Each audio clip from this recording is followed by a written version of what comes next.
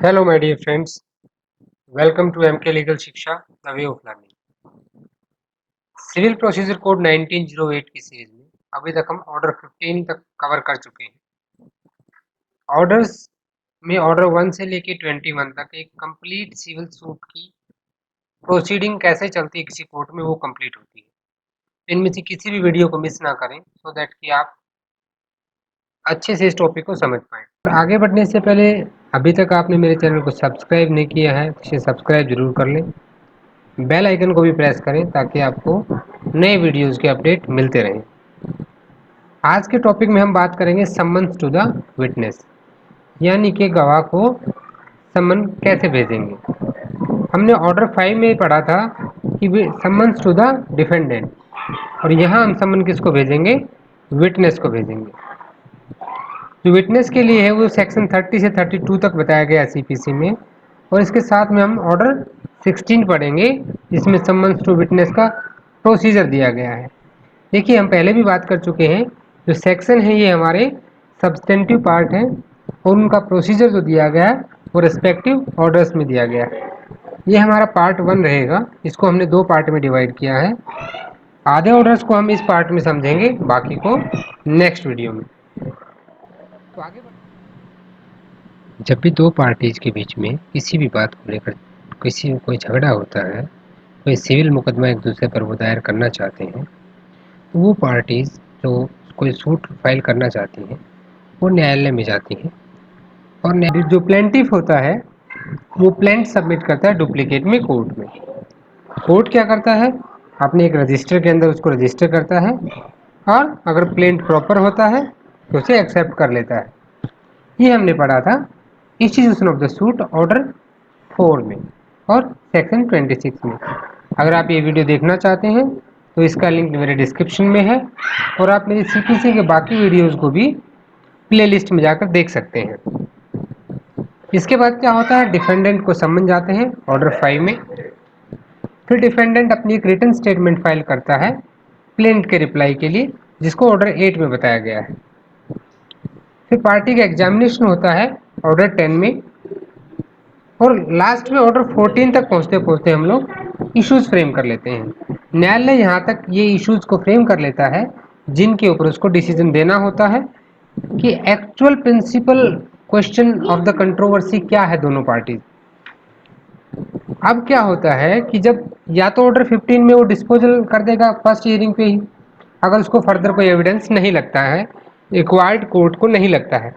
But in case if it is required तो witness की बारी आएगी। तो विटनेस को कैसे बुलाया जाएगा, उसको समन भेजेंगे और ऑर्डर 16 में बुलाया जाएगा। तो समन्स टू विटनेस सेक्शन 30-32 तक बताया गया है, और order 20 summons to witness section 30 से सेक्शन 32 तक एंड ऑर्डर 16 में दिया गया है। तो हम इस ऑर्डर में आज समझेंगे कि किसी विटनेस को कोर्ट में अपीयर होने के लिए समन्स कैसे भेजे जाते हैं। देखिए, सेक्शन 30 को पहले समझते हैं हम लोग। Power to order discovery and the like, subject to such conditions and limitations as may be prescribed, the court may at any time either of its own motion or on the application of any party। देखिए, जो भी conditions या limitations होते हैं उनके basis पे court या तो खुद से या किसी पार्टी की एप्लीकेशन के ऊपर कोई ऐसा आदेश पारित कर सकता है जो उसे जरूरी लगता है या रीजनेबल होता है। कोई भी ऐसा मैटर जो आपके इंटेरोगेटरीज और एडमिशन ऑफ डॉक्यूमेंट या फिर डिस्कवरी, हमने सेक्शन ऑर्डर 11 में डिस्कवरी एंड इंस्पेक्शन पढ़ा था, ऑर्डर 10 में हमने एग्जामिनेशन के बारे में पढ़ा। तो अगर न्यायालय को कहीं भी ऐसा लगता है कि उसे इन सब चीज़ों के लिए, इन इंटेरोगेटरीज के आंसर देने के लिए, किसी डॉक्यूमेंट्स के और फैक्ट्स के एडमिशन के लिए, किसी इंस्पेक्शन करने के लिए किसी डॉक्यूमेंट का, ठीक है, एज अ एविडेंस वो उसको मंगा सकता है। और इसका बी क्या है, section 30, issue summons to the persons whose attendance is required either to give evidence or to produce document। ऐसे किसी भी व्यक्ति को कोर्ट सम्मन जारी कर सकता है, आदेश दे सकता है कि भैया आप कोर्ट में आइए और वो डॉक्यूमेंट प्रोड्यूस कीजिए या वो एविडेंस दीजिए, ठीक है। और वो साथ में ये भी कह सकता है कि जो ये भी फैक्ट आप प्रूव कर रहे हैं, दीज में should be proved by affidavit. तो ये हमने सेक्शन 30 में बात की कोर्ट की पावर की। अभी सेक्शन 31 बात करेगा समन्स टू विटनेस। देखिए the provisions of section 27, 28 and 29, ये हम तीनों पढ़ चुके हैं ऑर्डर 5 के साथ में। ये समन्स टू डिफेंडेंट की बात करते हैं। जितने इनके रूल्स हैं, ठीक है, वो सारे रूल अप्लाई किस पे होंगे? किसी भी विटनेस पे जिसको कोई एविडेंस या कोई डॉक्यूमेंट प्रोड्यूस करने के लिए कोर्ट में बुलाया जा सकता है। ये सेक्शन 31 कहता है। 32 क्या बताता है कि पेनल्टी फॉर द डिफॉल्ट। अब मान लीजिए किसी को सम्मन तो चला गया, लेकिन वो न्यायालय में प्रस्तुत नहीं होता है। अगर उपस्थित नहीं होगा तो it is a default. The court may compel the attendance of any person to whom a summon has been issued under section 30। देखिए अगर सेक्शन 30 में किसी विटनेस के लिए सम्मन इशू किया गया है कि आप न्यायालय में आइए और एविडेंस या कोई डॉक्यूमेंट प्रोड्यूस कीजिए, अगर वो नहीं आता है तो कोर्ट के पास क्या क्या रेमेडीज होती हैं कि कोर्ट क्या है, एक वारंट इशू कर सकता है उसके अरेस्ट के लिए। कोर्ट उसकी प्रॉपर्टी को अटैच कर सकता है और कहेगा या तो आप आ जाओ नहीं तो हम इसको सेल कर देंगे। और अगर वो फिर भी नहीं आता तो उसे सेल किया जा सकता है। कोर्ट उस पर फाइन इम्पोज कर सकता है, जुर्माना लगा सकता है। और ये बहुत इंपॉर्टेंट है, इसको आप नोट कर लें। देखिए जब भी आप वीडियो सुनते हैं तो प्लीज़ अपने नोट साथ साथ बनाते हुए चलिए। देखिए जो चीज़ें हम विजुलाइज करते हैं या हियरिंग से जिन चीज़ों को हम हमारा मेमोरी कलेक्ट करती है वो हमारे ज़्यादा टाइम तक रहती है, लेकिन अगर उनको आप साथ साथ नोट भी कर लेंगे तो ये आपकी मेमोरी में परमानेंट हो जाएंगे। और नोट्स का बहुत इंपॉर्टेंट रोल है, तो ये एग्जाम पॉइंट ऑफ व्यू से इम्पोर्टेंट है। ये फाइन आप एग्जाम में पूछा जा सकता है, तो it should not exceed 5000 rupees. इसके अलावा कोर्ट क्या है, उसको आदेश दे सकता है to furnish security for his appearance and in default commit him to the civil prison. भाई अगर आपसे सिक्योरिटी दी कि मैं आ जाऊंगा और फिर भी आप नहीं आते हो तो आपको सिविल प्रिजन में भी रख सकता है न्यायालय, ठीक है। तो सेक्शन 32 आपको क्या बताता है? Penalty for the default. अगर कोई व्यक्ति न्यायालय के द्वारा जारी किए गए सम्मन पर कोर्ट में हाजिर नहीं होता है तो न्यायालय उसके ऊपर क्या क्या एक्शन ले सकता है। अभी हम चलते हैं ऑर्डर 16 के ऊपर, सम्मन्स टू द विटनेस। इसमें टोटल 21 रूल्स दिए गए हैं, ठीक है। आज हम रूल 1 से लेकर रूल 9 तक पढ़ेंगे और नेक्स्ट पार्ट में हम रूल 10 से लेकर 21 तक कवर करेंगे। इससे पहले हम कुछ चीज़ों को डिस्कस करना चाहेंगे। देखिए essential summons, appearance, content of summon and mode of service of summon, ये हमने ऑर्डर 5 में भी पढ़े थे कि क्या क्या होनी चाहिए। देखिए असेंशियल ऑफ समन्स में जैसे हम बात करते हैं, summons it should be signed and seal, court का सील होना चाहिए, साइंड बाय जज, ठीक है, और एनी अफसर अपॉइंटेड ऑन हिज बिहाफ। और इसमें उसको डेट और टाइम बताना चाहिए कि कहाँ पे आएगा अपीयरेंस में। कंटेंट में उसको होना चाहिए कि किस पर्पज़ के लिए उसको बुलाया जा रहा है, पर्पज़ उसमें होना चाहिए कि उसको सिर्फ डॉक्यूमेंट प्रोड्यूस करना है, उसको सिर्फ एविडेंस देना है।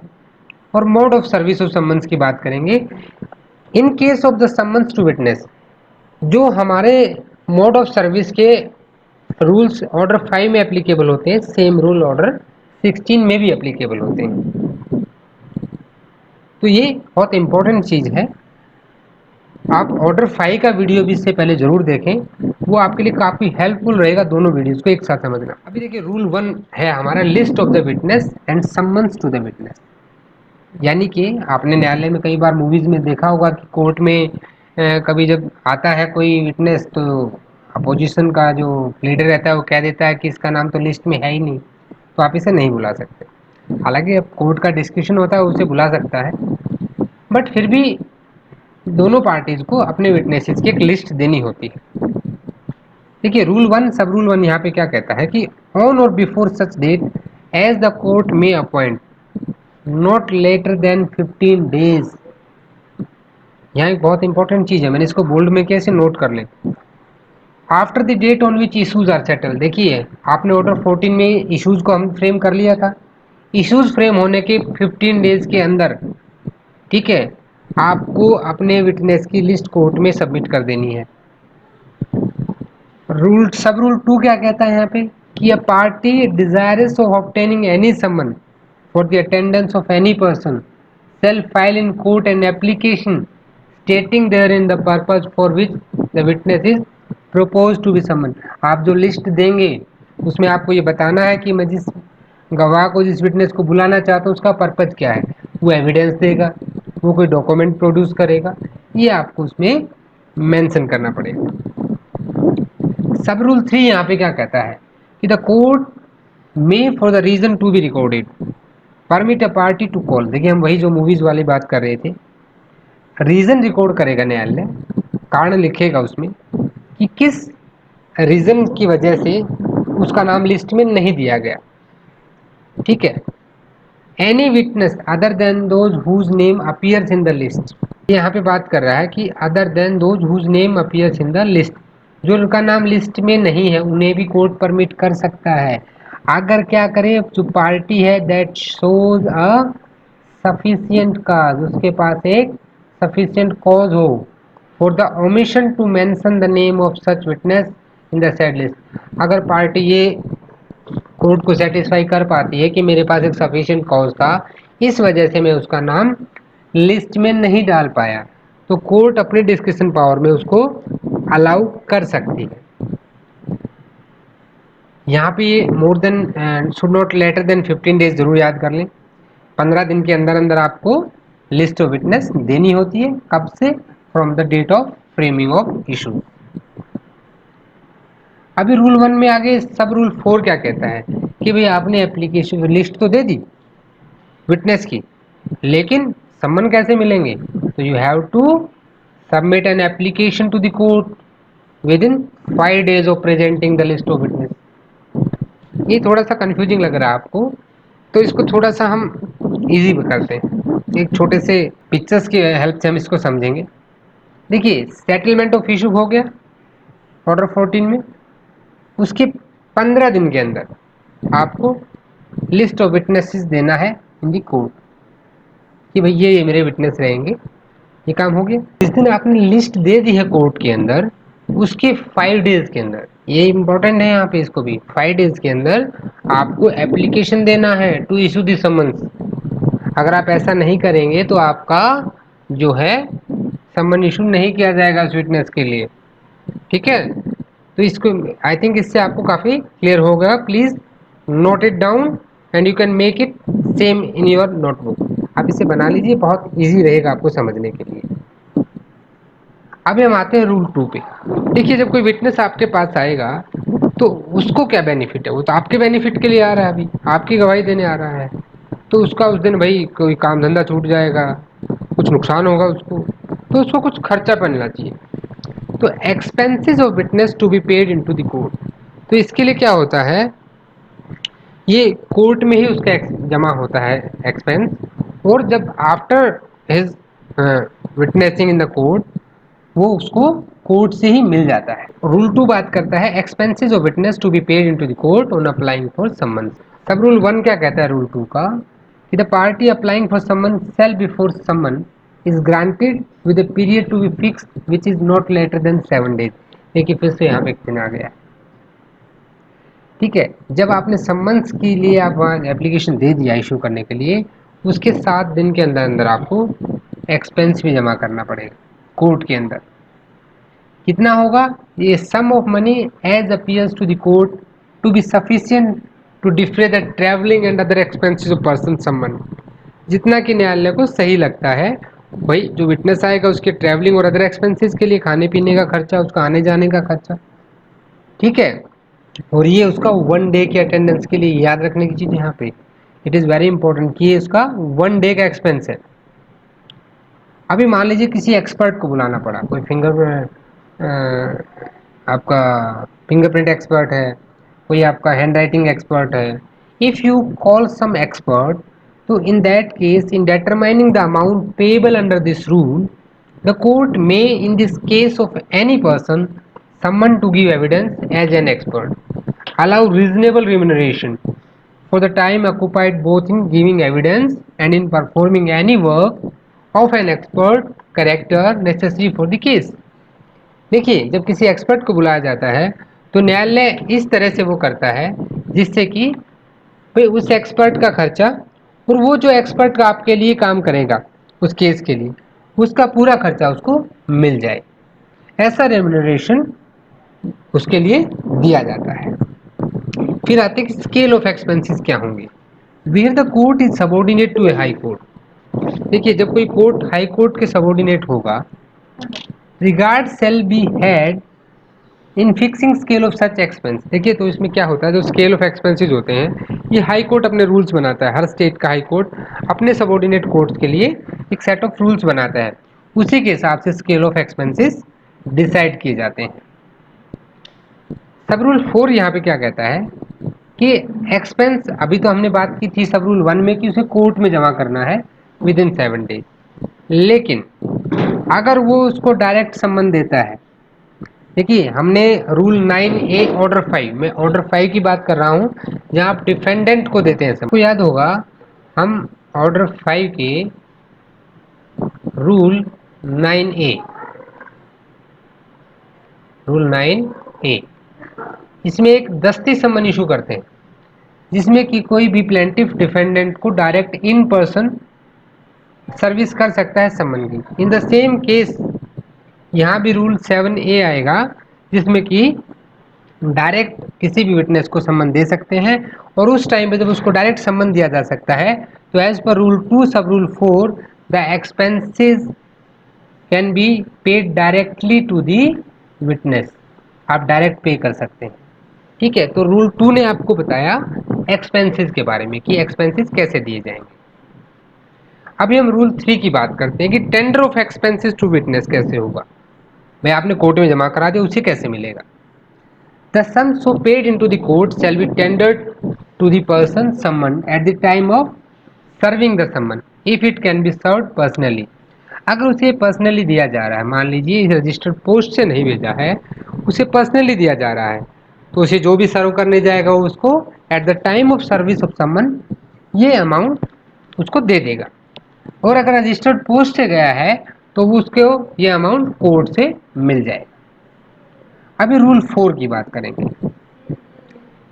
अब मान लीजिए कि उसको सफिशिएंट अमाउंट नहीं मिल पाया, ठीक है, procedure where insufficient sum paid in, आपने भी एक डिसाइड किया था कि ठीक है इतने में इसका खर्चा हो जाएगा, लेकिन उसका खर्च उसमें कंप्लीट नहीं हो पाया। In that case what will happen, where it appears to the court sum paid into the court is not sufficient to cover such expenses, ठीक है, the court may direct further sum to be pay to the person. तो court बोलेगा कि ठीक है अभी इसको और ज़्यादा दे दो, जितना इसका बनता है वो पूरा दे दिया जाए, अगर कोर्ट को लगता है कि वो कम है। और अगर ये पेमेंट नहीं की जाती है, वो न्यायालय के आदेश के बाद भी अगर इस पेमेंट को नहीं किया जाता है तो ये attachment and sale of the movable property of the party obtaining the summons, ठीक है, उससे इसको लिया जा सकता है। अभी हम रूल 4 का सब रूल 2 देखते हैं। ठीक है, तो ये बात करता है कि किसी भी विटनेस को अगर आपने, देखिए रूल 2 सब रूल 1 में आपने 1 डे अटेंडेंस के लिए उसको एक्सपेंसेस पे किया था। अब मान लीजिए एक दिन से ज़्यादा है, तो in that case what will happen, where it is necessary to detain the person summon for a longer period than 1 day, और एक दिन से ज़्यादा उसको रखा है, ठीक है, तो न्यायालय उस पे टाइम पे आदेश दे सकता है कि जितना भी सफिशिएंट अमाउंट, जितना न्यायालय को ठीक लगता है वो न्यायालय में जमा करा दिया जाए। और अगर वो जमा नहीं किया गया, उस in the default of the such payment, court जो है attachment and sale of the movable property of such party, ठीक है, और द कोर्ट में discharge the person summon without requiring him to give evidence. और खर्चा नहीं मिलेगा तो उसको बोल सकता है कि आप एविडेंस मत दो, आप जाओ, ऐसा भी कर सकता है। और may both order such levy and discharge the person as a court side, और दोनों काम भी कर सकता है, प्रॉपर्टी अटैच कर सकता है, सेल कर सकता है, और इंडिविजुअल को डिस्चार्ज भी कर सकता है विदाउट गिविंग एविडेंस। इस विटनेस को आया है कि खर्चा नहीं मिला तो आप जाइए, एविडेंस दिए बिना ही जाइए। ठीक है, अभी हम चलते हैं रूल 5 की तरफ। देखिए रूल 5 बात करता है time, place and purpose of the attendance to be. देखिए हमने कंटेंट ऑफ समन में भी बात की थी कि जिस भी इंडिविजुअल के पास समन आता है तो उसको पता होना चाहिए कि उसे कहाँ पे जाना है, कब जाना है और उसके जाने का पर्पज क्या है। क्या उसको एविडेंस देने के लिए बुलाया गया है, गवाही के लिए बुलाया गया है, या कोई डॉक्यूमेंट या कोई रिकॉर्ड प्रेजेंट करने के लिए बुलाया गया है। देखिए जब किसी को कोई रिकॉर्ड देने के लिए बुलाया जाता है या कोई डॉक्यूमेंट प्रोड्यूस करने के लिए बुलाया जाता है तो वो अगर सिर्फ रिकॉर्ड भेज देता है, सिर्फ डॉक्यूमेंट भेज देता है तो भी उसकी अटेंडेंस मान ली जाती है, क्योंकि वहाँ पे हमें उसकी गवाही की ज़रूरत नहीं होती है, सिर्फ डॉक्यूमेंट की ज़रूरत होती है।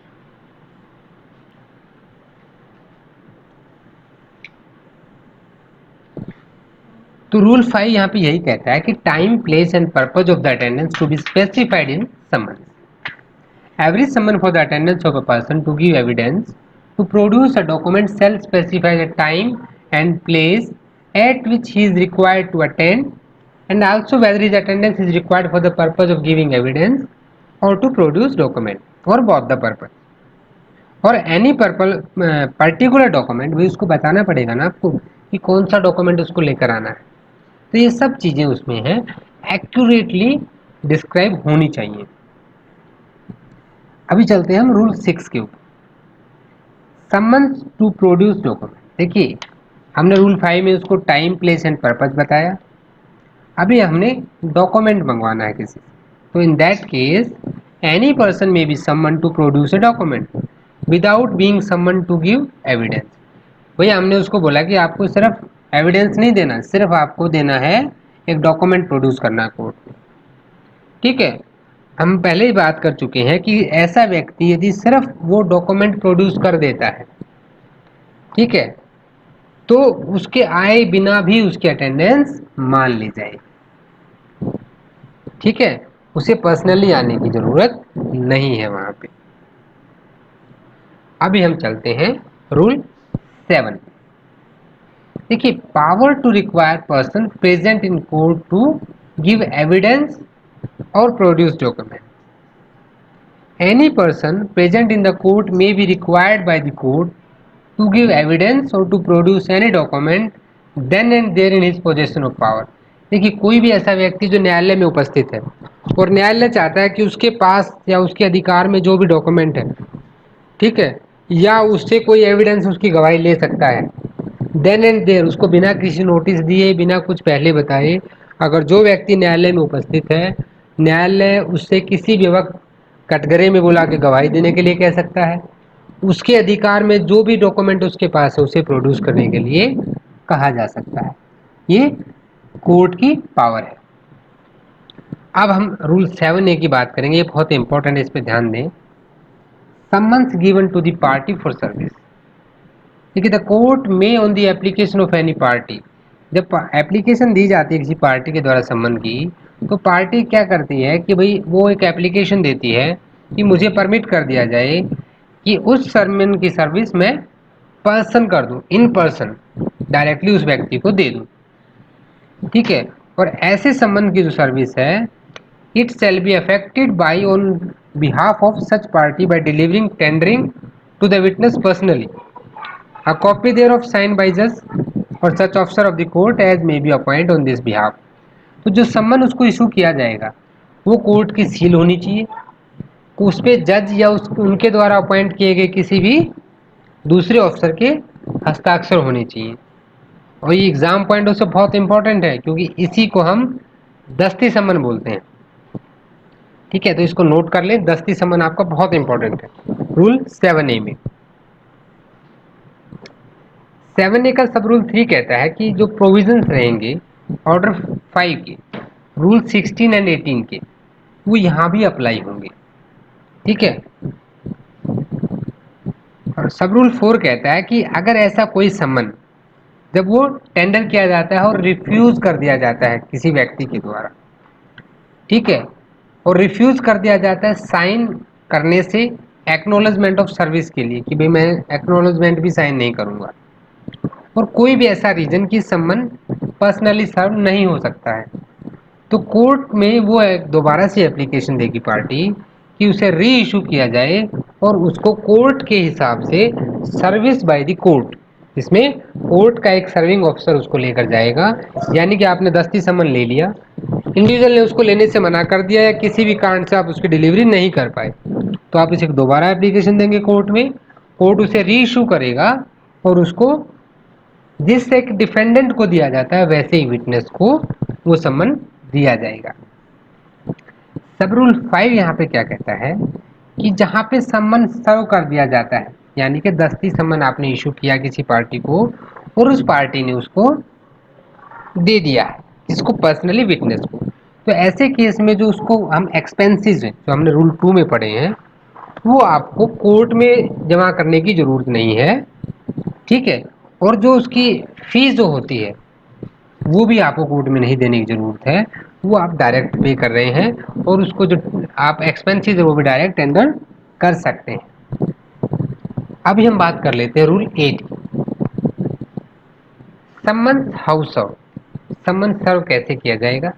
देखिए, every summon under this order not being a summon delivered to party for service under rule 7, सारे समन ऑर्डर 16 में सिर्फ आप रूल 7 यानी दस्ती समन को छोड़कर, ठीक है, ये इसी तरह से सर्व किए जाएंगे जैसे कि ऑर्डर 5 में किसी डिफेंडेंट को किए गए थे। और ऑर्डर 5 के जो आपके रूल 9 से लेकर रूल 20 तक आपने पढ़ा था मोड ऑफ सर्विस, वो सारे रूल्स यहाँ पे एप्लीकेबल होंगे। अभी रूल 9 क्या कहता है? Time for serving the summon. देखिए, service shall in all cases be made a sufficient time before the time specified in summon. आपने किसी को समन भेजा विटनेस को और आपने बोला कि उसे कल सुबह ही आना है, तो इतना जल्दी से उसके लिए पॉसिबल नहीं है आ पाना, क्योंकि इंडिविजुअल को एक सफिशिएंट टाइम चाहिए कि भाई मैं आऊँगा, आपने डॉक्यूमेंट मुझसे कोई मांगा है प्रोड्यूस करने के लिए, तो उसको सफिशिएंट टाइम मिलना चाहिए for the preparation and travelling to the place. अब मान लीजिए विटनेस उस वक्त बैठा है कलकत्ता में, दिल्ली में उसको भी गवाही देनी है, तो उसे टाइम चाहिए आने के लिए, तो उसकी ट्रैवलिंग का टाइम, उसको प्रिपरेशन का सफिशिएंट टाइम उसको मिलना चाहिए। तो फ्रेंड्स, आज हम लोगों ने रूल 1 से रूल 9 तक विटनेस को सम्मन भेजने के लिए क्या क्या रूल्स हैं ऑर्डर 16 में उनको देखा। इसका नेक्स्ट वीडियो जो हम बनाएंगे नेक्स्ट पार्ट में, उसमें हम रूल 10 से रूल 21 तक स्टडी करेंगे। Thanks for, please like share and subscribe और अपने फ्रेंड्स में इसको शेयर करते रहें। देखिए, नॉलेज शेयर करने से ही बढ़ता है। और अगर आपकी कोई भी डाउट है किसी भी लीगल टॉपिक को लेकर, या आपको लगता है कि हमें किसी और लीगल टॉपिक पे वीडियो बनानी चाहिए, तो प्लीज़ हमें कमेंट करके ज़रूर बताएं। अगर आप इन वीडियोज़ का पीडीएफ चाहते हैं तो जैसे ही मेरे 100 लाइक्स क्रॉस हो जाएंगे मैं इसका पीडीएफ इस पर डाल दूंगा और आप उसे डाउनलोड कर सकते हैं।